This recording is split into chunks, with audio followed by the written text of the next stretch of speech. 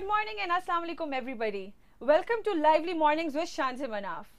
I'm sure आधे से ज़्यादा लोगों की तो सुबह अभी अभी शुरू हुई होगी, तो जल्दी से अपने कॉफ़ी के कप्स लिए लेके बैठ जाएं टीवी के सामने। आज टॉपिक जिसके बारे में हम बात करेंगे, it's a very huge topic to talk about because आजकल हमारी यूथ बहुत आगे बढ़ना चाह रही है और इंडस्ट्री को, हमारी मीडिया इंडस्ट्री को बहुत ज़्यादा बूस्ट मिल रही है, तो लोगों को बहुत स्ट्रगल्स फेस करनी पड़ती हैं। तो इसी टॉपिक के लिए हम आपके लिए एक बहुत अच्छा गेस्ट लेके आए हैं। The guest that we have today is very talented. He's an actor, he's a poet, he's a social scientist, and he's a fitness freak. So let's call upon Saad Farooq Khan.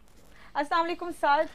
वालेकुम अस्सलाम। Thank you so much, आपने time निकाला हमारे लिए आज और इतनी गर्मी में आप आए हैं। नहीं, थैंक यू सो मच। वो गाड़ी में भी एसी था, यहाँ भी एसी है, ठीक है।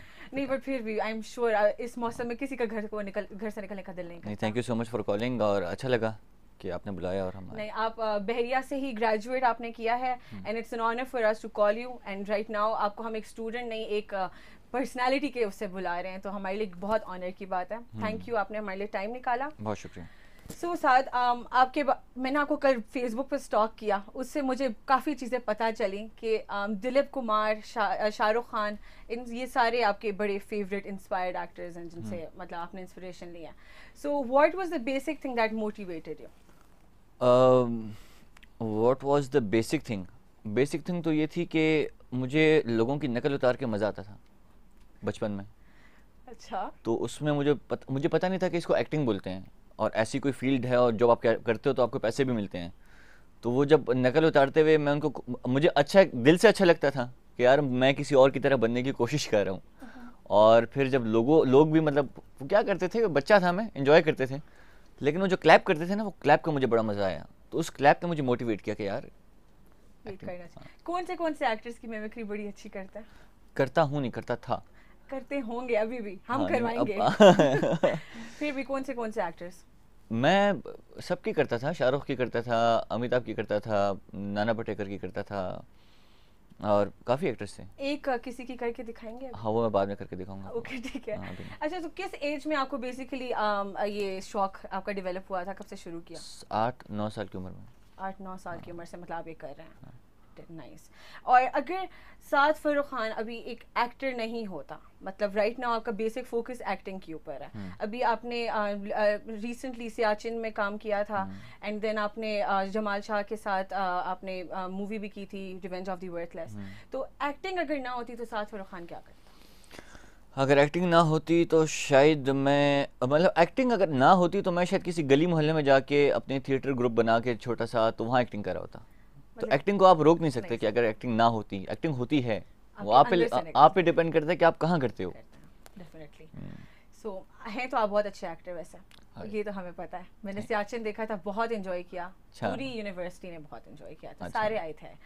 सो जब हम लोग मीडिया की बात करते हैं, हमारी पाकिस्तानी सोसाइटी का एक बहुत ज़्यादा जो प्रॉब्लम है, मतलब even when we go to our houses, हम अपनी अम्मी को मैं जैसे बोलूँ कि मम्मा मीडिया करना है ये वो, तो सबको लगता है कि बस media is restricted to acting.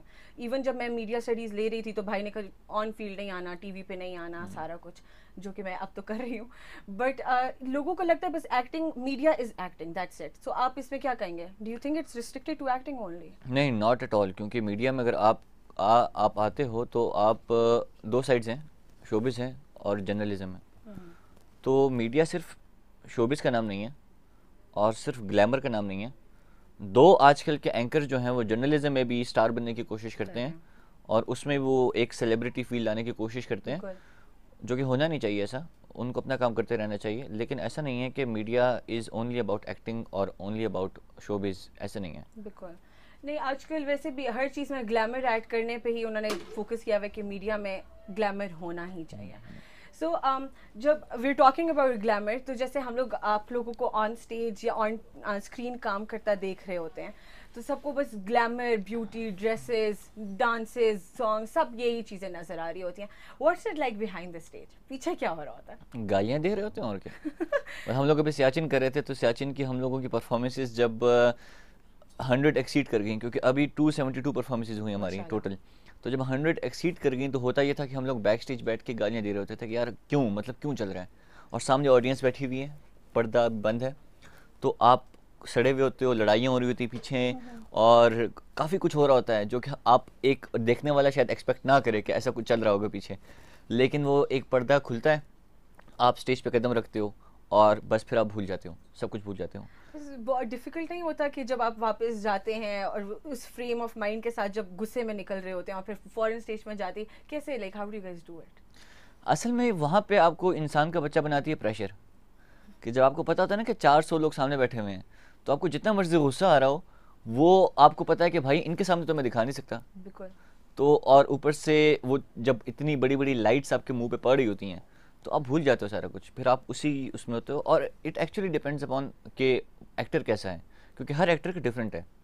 तो अगर वो एक्टर जो है स्टेज से उतर के बैक स्टेज आता है, तो कुछ एक्टर्स ऐसे होते हैं कि वो उसी फ्रेम ऑफ माइंड में रहते हैं कि आई एम द कैरेक्टर, मैं कैरेक्टर में हूँ, मैं अभी भी ये हूँ, जब तक प्ले ख़त्म नहीं होगा मैं ये हूँगा। लेकिन मेरा ऐसा नहीं है, मेरा डिफरेंट है। मैं जैसे ही पीछे आता हूँ तो मैं अपना कुछ चिलिंग शिलिंग करता हूँ, अपनी उसमें आ जाता हूँ कि मैं साथ हूँ भाई, वहाँ मैं जो मर्जी हूँ। लेकिन वो एक कदम का फासला होता है स्टेज का और उसका बैक स्टेज का। ठीक। अच्छा, तो आपने अनवर मकसूद साहब के साथ काम किया, बहुत ह्यूज पर्सनालिटी है पाकिस्तान के लिए, उन्होंने बहुत, उनकी पूरी फैमिली की बहुत कंट्रीब्यूशन है। किस तरह फील होता है, how is he back stage, how as a person? मतलब आप लोगों का ऑब्वियसली एक इंटरेक्शन रहता है और मतलब ऐसा तो बहुत एजाज़ की बात होगी डेफिनेटली आपके लिए। तो उनके लिए आप सियाचिन करें, उन्हीं का लिखा हुआ शो है, so how does it feel to be a part of his show? मतलब आपको पता हो कि आप अनवर मकसूद की लाइंस बोल रही हैं, ठीक है, और उनकी लिखी हुई जो कि मोइन अख्तर साहब बोला करते थे, और जो कि पाकिस्तान के बहुत बड़े बड़े आर्टिस्ट जो हैं उन्होंने वो लाइंस पे एक्टिंग की है। तो अगर आपको जब पता होता है कि यार आप उनकी लाइंस पे एक्टिंग कर रहे हो, तो अंदर से एक चीज़ होती है कि यार मतलब होता है शुरू शुरू में कि दिल धड़कता है, उसके बाद तो चीज़ वही होता है जैसे कि घर की मुर्गी दाल बराबर वाला सीन होता है कि वो पीछे आते हैं, बैक स्टेज बैठते हैं, हमारे साथ गपशप करते हैं, और हम उसको इतना वैसे नहीं लेते। लेकिन वो ऑब्वियसली वो चीज़ हमेशा रहती है कि मतलब आप एक ऐसे प्रोजेक्ट में काम कर रहे हैं जिसको लिखा उन्होंने, तो इट्स एन ऑनर। और सियाचिन का ओवरऑल एक्सपीरियंस जो अभी भी आप लोग का, आई थिंक अभी भी आप लाहौर जा रहे हैं नेक्स्ट वीक, और आपका ये शो अभी ख़त्म नहीं हुआ, so when is it going to end and how is the overall experience? Islamabad 52 performances, Faisalabad, Multan, Karachi 2 महीना। कराची हम लोग गए थे 1 महीना करने के लिए, लेकिन वो इतना लोगों ने पसंद किया कि we had to do it for 2 months. और उसके बाद फिर दुबई गए, उसके बाद अभी लाहौर रहता है, तो लाहौर एंड हो जाएगा तो सियाचिन का प्ले जो है वो एंड हो जाएगा। ओके, तो मतलब 300 परफॉर्मेंसेस तो होंगी? हाँ, 300 होगा इंशाल्लाह। So how is the overall experience?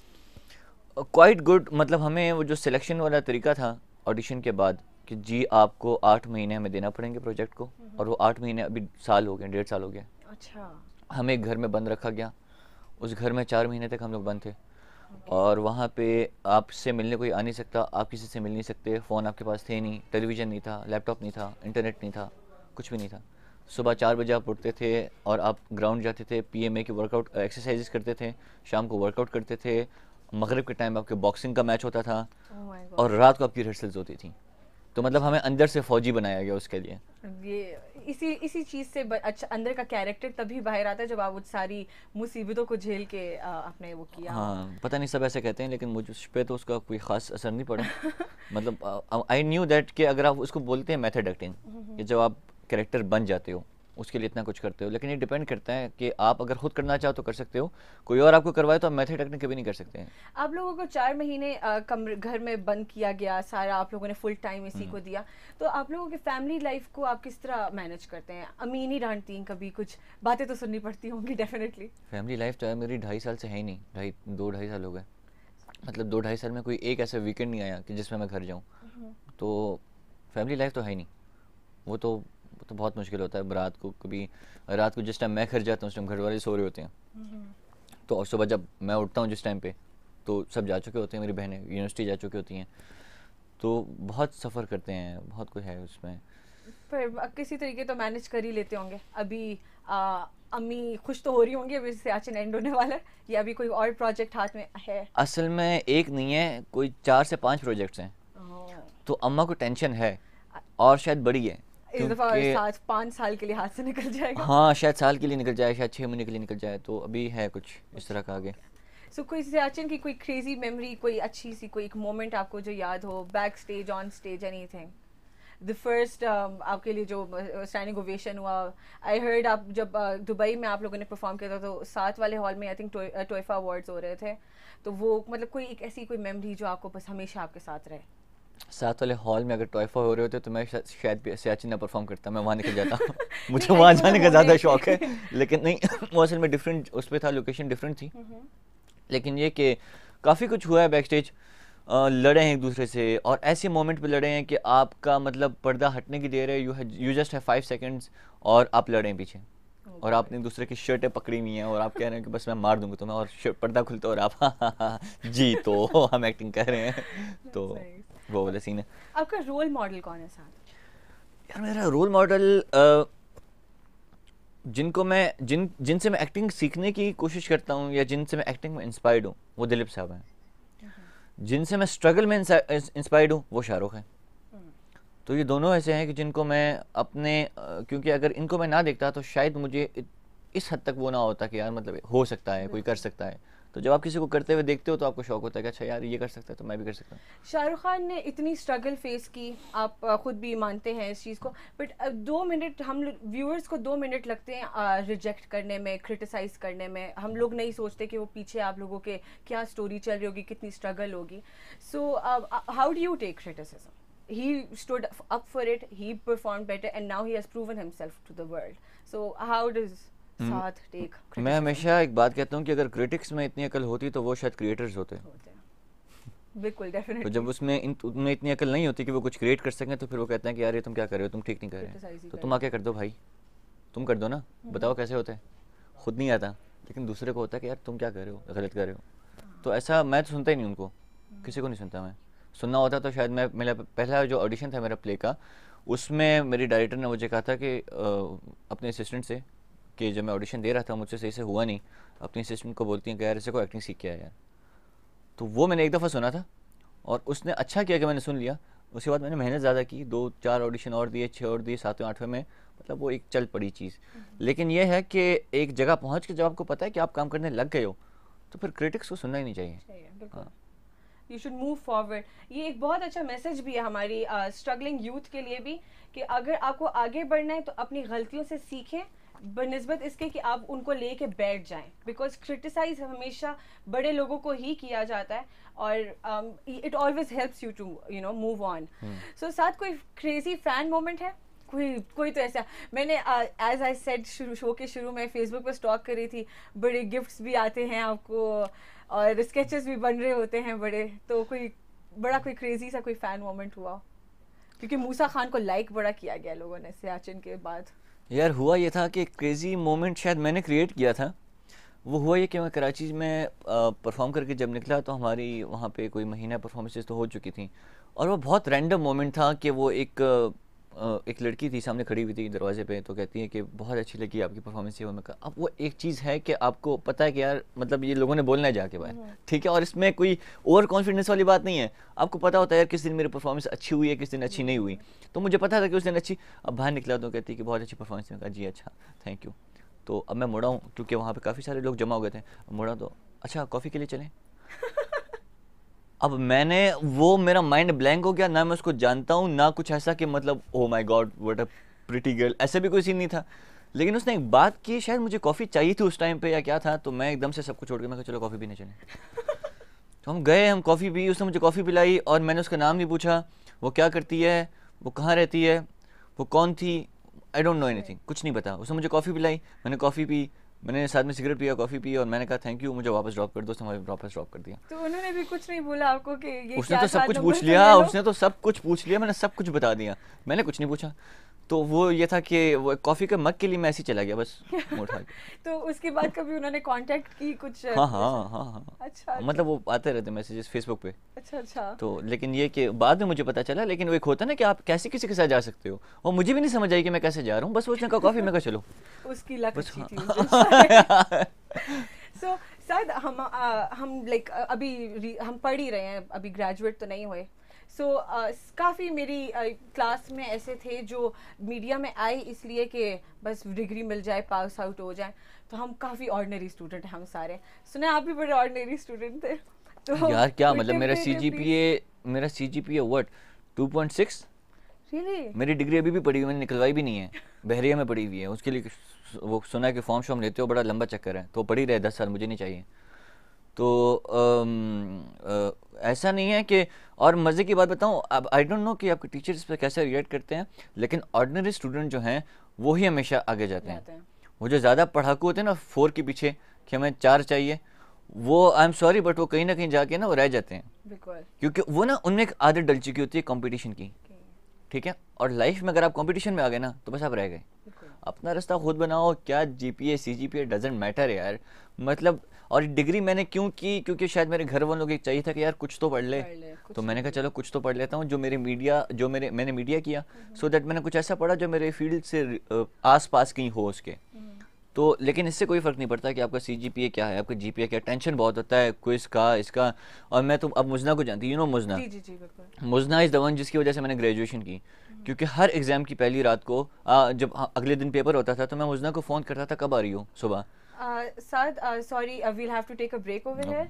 तो फिर इसके बाद, ब्रेक के बाद आगे काफ़ी इंटरेस्टिंग सेशन होने वाला है, तो please stay tuned and don't leave the channel.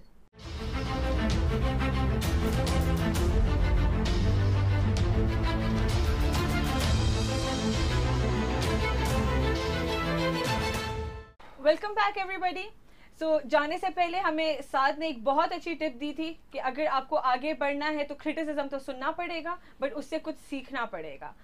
Moving on with the show, Saad, how did you build yourself?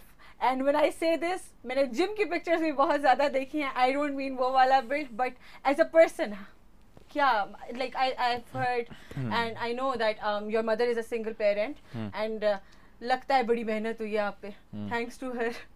तो प्लीज बताएं यार। बिल्ड करने का सबसे सिंपल तरीका यह है कि आपको गिराया जाएगा हर जगह पे, आप उठते जाओ। सिंपल है, इजी है। कि जहाँ पे आपको डिमोटिवेट किया जाए आप वहाँ बोलोगे यार करूँगा मैं, जिद पकड़ लो बस। जिद्दी हो गए तो बस बिल्ड ही बिल्ड है।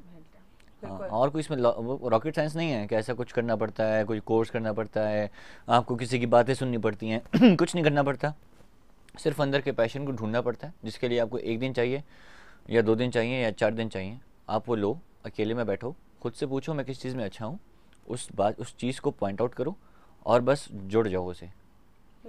तो बस आगे सब कुछ होता चला जाता है। और वो एक डिज़ायर की पावर जो होती है ना, जो एक बर्निंग डिज़ायर होता है, डिज़ायर लाता है थॉट्स को, क्योंकि जब आपके अंदर डिज़ायर आएगा तो आपके थॉट्स ऐसे आएंगे कि यार मैं उस काम को कर सकूँ।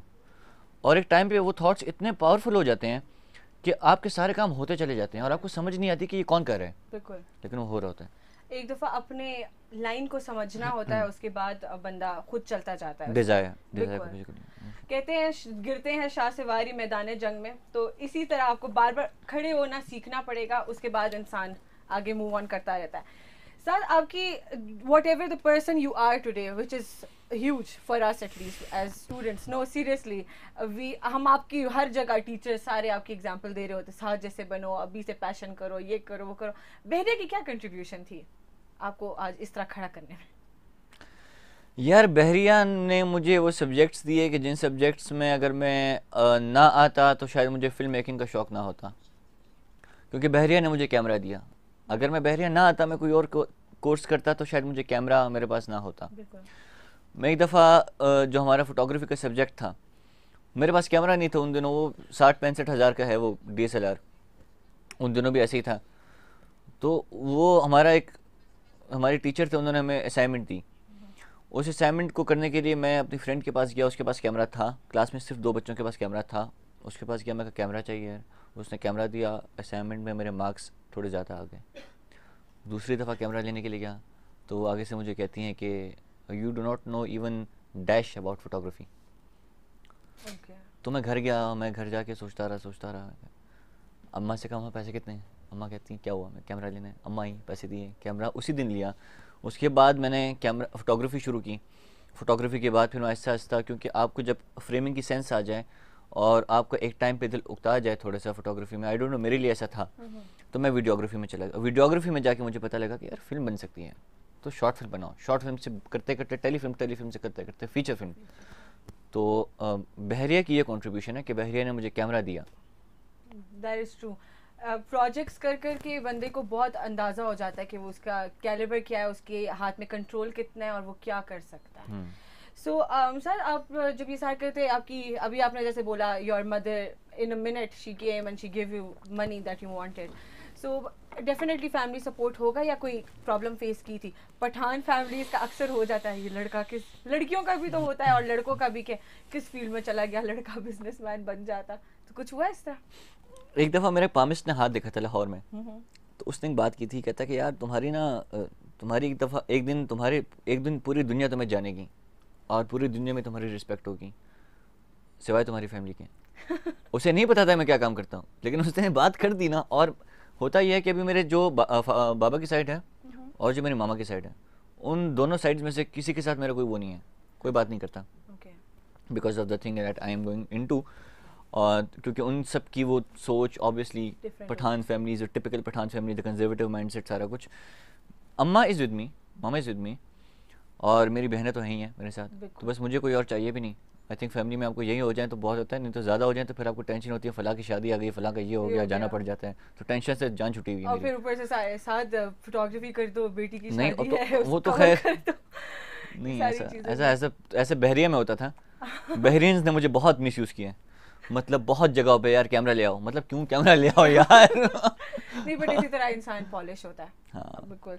So sir, why do you think कि पाकिस्तान में मीडिया का एक्सपोजर, मतलब अब थोड़ा फिर भी बढ़ रहा है, बट एज आई सेड कि वालिदैन बड़े वो हो जाते हैं कि किधर को जा रही हो, कुछ और कर लो, MBA कर लो, ये कर लो, वो कर लो, मतलब डिफरेंट उसमें होता है। तो व्हाई डू यू थिंक कि मीडिया का एक्सपोजर पाकिस्तान में इतना कम है? How can we change it? अब तो नहीं है, अब तो बढ़ रहा है, और बढ़ेगा। इसलिए अगर आप चाहो कि मैं कैसे बढ़ा सकती हूँ, तो आप जिद में आ जाओ, क्योंकि आपकी लाइफ को समझने वाला आपके पेरेंट्स भी नहीं है, आपके माँ बाप को भी नहीं पता कि आप क्या कर सकते हो।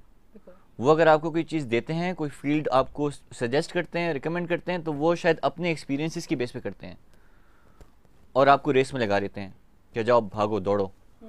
और आपको आगे जाके लाइफ में 40-45 साल की उम्र में जाके पता लगता है कि यार जिस लाइन में मैं भाग रहा हूँ, ये लाइन तो मेरी है ही नहीं, मैंने तो उधर भागना था, मैं तो उधर भाग रहा हूँ। तो आप जिद पकड़ लो कि यार अगर आपको जेन्युइनली लगता है, पैसे के लिए नहीं, फेम के लिए नहीं, मनी के लिए नहीं, ये मटेरियलिस्टिक चीज़ें इनके लिए नहीं, अगर आपको जेन्युइनली लगता है कि आपको काम करते हुए मज़ा आ रहा है मीडिया में, तो आप डट जाओ, यार करना है तो ये करना है, नहीं तो कुछ भी नहीं करना। तो इस तरह बदलेगा, ऐसे तो नहीं बदलेगा कुछ। बढ़ते एक्सपोजर की जब हम बात कर रहे हैं, अभी रिसेंटली काफ़ी पाकिस्तानी मूवीज़ रिलीज़ हुई और मैं बैक टू बैक गई अपने फ्रेंड्स के साथ देखने। होमन जहाँ भी थी, और क्या है मेरे दिमाग से मूवी का नाम, ओम शांति ओम नहीं, पाकिस्तानी, वो तो आपके फेवरेट शाहरुख खान की थी। नहीं, बट मैं ये कहना चाह रही हूँ कि एक बहुत बड़ा मसला ये कि हम लोगों की जो कास्ट होती है, एक्टर्स जो हैं वो वही यूज़ करें जो ड्रामा में भी होते हैं और वही फिल्मों में भी होते हैं। उसकी वजह से हमें एक्चुअली फिल्में जो हैं ड्रामा का ही एक एक्सटेंडेड वर्जन लग रही होती है। सो मतलब डोंट यू थिंक हमारे films and our dramas are very much alike?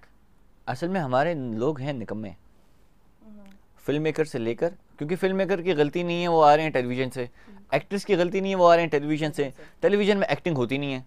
मतलब there is not even a single actor in Pakistan, male में फीमेल में सानिया सईद को उस जगह पर रखता हूँ, मेल में कोई एक बंदा ऐसा नहीं है जिसको मैं देख के कहूँ यार इसकी एक्टिंग बहुत अच्छी है, कोई एक ऐसा नहीं है, क्योंकि वो मेहनत ही नहीं है। और पैसे के चक्कर में वो होता क्या है, अब हम स्टूडेंट्स के बीच में बैठे हैं तो ये बातें चलती हैं और आपको पता होनी चाहिए। 18 मिनट की दिन की एक एपिसोड निकलती है, ठीक है? तो एक एक्टर एक टाइम पे 3-3 जगह पे काम कर रहा होता है, 3-3 प्लेस उठाए होते हैं, एक प्लेस उसको मिलता है 8 से 10 लाख, तो उसको महीने के 30 लाख 35 लाख मिलते हैं जो बंदा 3 प्लेस कर रहा है और जो 8 से 10 लाख ले रहा है। अब उसने एक दिन में 18 मिनट 3 जगह में देने हैं। 18 मिनट मतलब आपका एपिसोड निकलता है तो शूट उनका होता है 2-2.5 घंटे 3 घंटे, डिपेंड करता है। अब उसमें होता है ये कि आपके पास टाइम नहीं होता, तो रिहर्सल्स नहीं होती, स्क्रिप्ट दे देंगे यार आपको, आप XYZ हो, फला इतने अच्छे एक्टर हो कि आपके मॉर्निंग शोज़ भी आ रहे हैं और आपके वो इवनिंग शोज़ भी आ रहे हैं, ठीक है? तो आपके पास इतना टाइम नहीं है कि आप उसको गो थ्रू करो, यू विल जस्ट आप 2-3 दफ़ा उसको पढ़ोगे, अपनी शुरू की 2-3 लाइन्स को, और ये रखोगे साइड पे, ये आपका फ्रेम बना, लाइट्स लगी, आपने बोली, कट हुआ, दोबारा उठाया, अगली 3 लाइनें दी, ऐसी एक्टिंग हो रही है। तो ऐसी एक्टिंग होती नहीं है। बिल्कुल, जैसे अभी आपने बताया कि सियाचिन के लिए आप लोगों को 4 महीने एक घर में बंद रखा, तो वो कैरेक्टर आपके अंदर चला जाता है। हाँ। अब जब आप एक ही दिन में 3 डिफरेंट प्रोग्राम्स को के लिए शूटिंग कर रहे होंगे, तो डेफिनेटली आपके वो कैरेक्टर बिल्ड ही नहीं हो सकता, क्योंकि आपका दिमाग बढ़ जाता है। फोकस चाहिए होता है एक्टर को, फोकस नहीं मिलता तो काम नहीं होता। सर, आपने एक बहुत रिनाउंड पर्सनालिटी जमाल शाह, हमारे बहुत मतलब पाकिस्तान में उनका बहुत नाम है, तो उनके साथ आपने काम किया। तो रिवेंज ऑफ द वर्थलेस, उसने आपको क्या सिखाया? How is it working with Jamal Shah साहब एंड मतलब how is the overall experience? यार बहरिया से फारिग होके मैंने सोचा मैं जा रहा हूँ इंडिया, मैं वहाँ जाकर स्ट्रगल करूँगा, ऑडिशंस दूंगा, ये करूँगा वो करूँगा। तो वो यहाँ पे उन्होंने फ़ोन आ गया उनका, जब जैसे ही मैं फारिग हुआ तो बल्कि मेरा आखिरी सेमेस्टर था, उनका फ़ोन आ गया कि यार इस तरह की फिल्म आ रही है तो तुम आ जाओ। मैं गया तो ऑडिशन दिए, ऑडिशन में सेलेक्ट हो गया। तो शूट होनी थी स्वात में, तो मुझे शूट पे जाने से 3 दिन पहले उनकी कॉल आई कि ऑफिस आओ। ऑफिस गया तो कहते हैं कि यार तुम एडी बनोगे फिल्म के, सिंस तुमने मीडिया पढ़ा हुआ है तो कुछ थोड़ा बहुत तुम्हारा फिल्मिंग का भी है। मैं कहा सर एडी बन जाऊँगा। अब मेरा सोचा यह है कि यार अगर मैं जा ही रहा हूँ तो फ़ायदा है कुछ सीख लूँ, एडी बन के असिस्टेंट डायरेक्टर बन। तो मैं 3rd एडी बन के गया था, फिर मैं 2nd एडी बना 2 हफ्ते बाद, फिर मैं 1 हफ्ते बाद 1st एडी बना। और फिर वो टाइम आया कि इवन यहाँ तक हुआ कि सर हमें सीन देते थे कि साथ ये सीन है, तो पूरे यूनिट को मूव करके फिल्म का सीन शूट करके रात को आके दिखा के सर ये सीन शूट हुआ है कैसा है, उसको अप्रूव करते थे। तो मतलब बहुत बड़ी कंट्रीब्यूशन है। अभी अगर मैं अपनी फ़िल्म बनाने की सोच रहा हूँ आगे, तो उसकी बेस यही है कि मैंने फ़िल्म बनाना सीख ली है, फ़िल्म में क्या क्या चीज़ें होती हैं। और मज़े की बात यह है कि उस फिल्म में सब कुछ परफेक्टली नहीं हुआ, बहुत बड़े बड़े मसले आए, तो उसका मुझे ज़्यादा मज़ा आया। क्योंकि अब मसलों का अगर आपको एक दफ़ा पता लग जाए कि यार कैसे टैकल करना है, फिर आप रेडी रहते हो। सही बात। तो जमाल शाह साहब ने जब आपको कॉल की, तो आप पहले उनके लिए किसी उसमें काम कर चुके थे, किसी प्ले में या कुछ इस तरह, क्या मतलब रैंडम था सर? नहीं, उनके लिए तो मैंने ऑडिशन दिया था। मुझे पता लगा था कि ऑडिशन हो रहे हैं हुनर के दम में F10 में, तो मैं जाके ऑडिशन दे आया। तो उसमें मैं सेलेक्ट हो गया। तो सेलेक्ट होने के बाद फिर उनकी कॉल आई, जब मेरा डाटा वगैरह उनके पास जा चुका था, फिर उनका फ़ोन आया कि यार तुम एडी भी बनोगे साथ में, क्योंकि मैंने फॉर्म में लिखा हुआ था कि मतलब I have done media studies from Bahria, ये वो सारा कुछ। तो फिर उन्होंने पूछा। दैट्स नाइस कि एक्टिंग के साथ साथ प्रोडक्शन में भी आपका काफ़ी अब हाथ स्ट्रांग हो गया है। तो आप कह रहे हैं अभी अपकमिंग मूवी कोई आप सोच रहे हैं बनाने का, या काम शुरू हो चुका है? प्रोजेक्ट्स क्या हैं अपकमिंग? काम इसका असल में नेक्स्ट प्रोजेक्ट तो है सियाचिन फिल्म। ओके। सियाचिन की फीचर फिल्म आ रही है जिसमें मेरा लीड कैरेक्टर है। ओके। उसके बाद जो अपनी फिल्म है, मैंने कंपनी बनाई मांडवा फिल्म्स के नाम से, तो वो हम लोग फिल्म बना रहे हैं अगले साल। उस पर प्री प्रोडक्शन पे काम शुरू हो चुका है, स्क्रिप्टिंग हो रही है, स्पॉन्सर्स हमें मिल गए हैं और we are good to go, green signal हमें मिल गया है। अगले साल इंशाल्लाह जनवरी फेब में इसका शूट है। और ये पाकिस्तान की बनने वाली पहली साइकोलॉजिकल थ्रिलर है। पाकिस्तान में बनी नहीं है, क्योंकि पाकिस्तान में यही होता है कि आप ब्यूटीफुल लोकेशंस, लड़कियाँ, गाड़ियाँ, ये दिखा के फिल्म बेच देते हो। आजकल तो वैसे हर मीडिया में यही हो रहा है। हाँ, मतलब वो एक कमर्शियलिज्म इतना बढ़ गया है उसमें। लेकिन ये कम्प्लीटली मैं इसको लेके चल रहा हूँ जैसे एक हॉलीवुड का पैटर्न होता है, और जैसे ये चीज़ हम लोग नहीं बना सकते, लोग ये वही बनाते हैं, लेकिन मैं बना रहा हूँ। रिस्क है, लोग कहते हैं नहीं चलेगी, लेकिन मैं कहता हूँ यार वही जिद ने मुझे 4 साल चलाया है जो, तो फिल्म में चला लेगी। कोई नहीं, अगर एक फ्लॉप हो भी जाए, बंदा सीख बहुत कुछ लेता है, बट आई एम श्योर नहीं फ्लॉप नहीं होगी, इतना मुझे पता है। वैसे ना बोलें सुबह सुबह। नहीं, मैं कह रही हूँ अच्छी जाएगी। मैं सबसे पहले लाइन में होंगी देखने के लिए, प्रीमियर शो देखना चाहूंगी मैं साथ। हाँ, सबको लेके जाऊंगी। बिल्कुल, बल्कि मैं तो I'll do something कि मैं बहरिया के लिए इंशाल्लाह एक शो रखवाऊँ सिनेमा में, तो सब फ्री में आके देखें। फिर मुझे इम्पोर्टेंस नहीं फील होगी। हाँ नहीं, वो आपको मिलनी भी नहीं चाहिए वैसी इम्पोर्टेंस। अच्छा, हम लोग जब हम लोगों के टीचर्स जब हमें देते हैं प्रोजेक्ट्स डिफरेंट किस्म के, उसमें हम लोगों को एक बहुत मसला जो फेस किया है हमने, एक तो पाकिस्तान की सिक्योरिटी की वजह से है कि जहां हम जाते हैं, जैसे रिसेंटली लास्ट शूट के लिए हम लोग गए थे मेट्रो स्टेशन, हम लोगों को शूट नहीं करने देते, हर कोई भगा देता है, अपनी बिल्डिंग के अंदर भी भगा देते हैं, ये क्या कर रहे हो, क्या शूट करना चाह रहे हो। तो इसका क्या मतलब, क्या हल है, क्या करें हम? तो आप ना ऐसी जगहों को सोचें ना जहाँ आपको पता है कि आप नहीं शूट कर सकते। मतलब आप अगर पार्लियामेंट के सामने जाके शॉर्ट फिल्म बनाएंगे तो कौन बना दे देगा। पार्लियामेंट नहीं जा रहे, बट जैसे अब एक हम लोगों को कोई शॉट लेना है जिसकी रिक्वायरमेंट है कि हमें जी इसी तरह की लोकेशन चाहिए, इवन वहाँ पे बहुत मुश्किल हो जाता है। यार देखो, चीटिंग करो, क्योंकि लाइफ में हर काम ऑनेस्टली नहीं होता। अगर आप स्पेशली इस तरह का काम कर रहे हो ना जिसमें आपको हर जगह और फजूल की रोक टोक होती है। फॉर एग्जांपल, मैं जब काम करता था, जब मैं बहरे में था और हम लोगों ने कुछ ऐसा काम किया कि जिसमें हम अलाउड नहीं होते थे, तो मैंने लिटरली ये किया कि मैंने गाड़ी में शेड्स लगा के, शीशा नीचे करके, उसमें सिर्फ कैमरे का लेंस बाहर निकाल के तो मैंने शूट किया। और मुझे गाड़ी स्टार्ट होती थी, मुझे होता था कि यार मैं शूट तो कर रहा हूँ, जैसे कुछ हो मैंने भागना है। तो ऐसे मैंने शूट किए हैं, कुछ साथ हमें डॉक्यूमेंट्रीज धोखे बनाए हैं। देने सिखा रहे हैं। अच्छा नहीं, धोखे धोखे सी, अगर आपको पता हो ना कि एक बंदा बिला वजह आपको मना कर रहा है, तो फिर उसको उसको दूसरी तरफ से आओ उस पे, वो ऐसी बात नहीं मानता। जब घी और हर की जगह उंगली से ना निकले तो टेढ़ी हाँ, उंगली और से। टेढ़ी उंगली करनी पड़ती है। और दूसरा ये कि यहाँ पे उंगली इवन घी में डालने के लिए भी ना हर बंदा आपसे पैसे मांगता है। बिल्कुल। आप शूट कर रहे हो, पैसे दो, एनओसी दो। अगर आप किसी ऐसी जगह पे शूट कर रहे हो तो भाई क्या जरूरत है, शूट करो यार। मुफ्त में जब हो सकता है तो फिर पैसे क्यों दे। अच्छा, आप अपने आप को नेक्स्ट 5 to 10 years में where do you see yourself? 5 या 10? 5 में बताएं, फिर 10 का पूछती हूँ। नेक्स्ट 5 ईयर्स में यार, नेक्स्ट 5 ईयर्स में मेरी इंशाल्लाह 3 फिल्में आ चुकी होंगी जो मैंने अपनी बनाई होंगी, जो मेरी डायरेक्शन में होंगी। और मेरी कोई 5 फिल्में, क्योंकि अभी 2 फिल्में तो मेरी वैसी आ रही हैं एक्टिंग में। एक रिवेंज ऑफ द वर्टलेस जिसमें कैरेक्टर था मेरा, और सियाचिन जिसमें लीड कैरेक्टर है।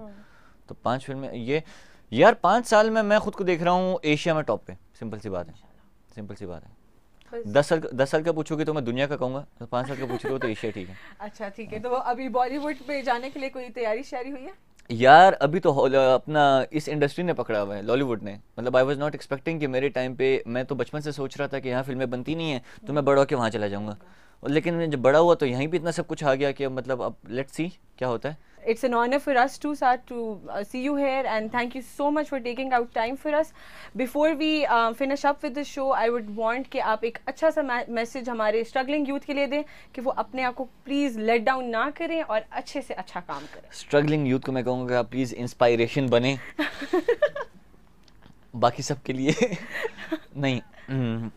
यार क्या है, दिल को फॉलो करो बस, फॉलो योर हार्ट। जो दिल कहता है वो करो, कोई रोके उसे साइड पे कर दो, सिंपल सी बात है, उसे साइड पे कर दो।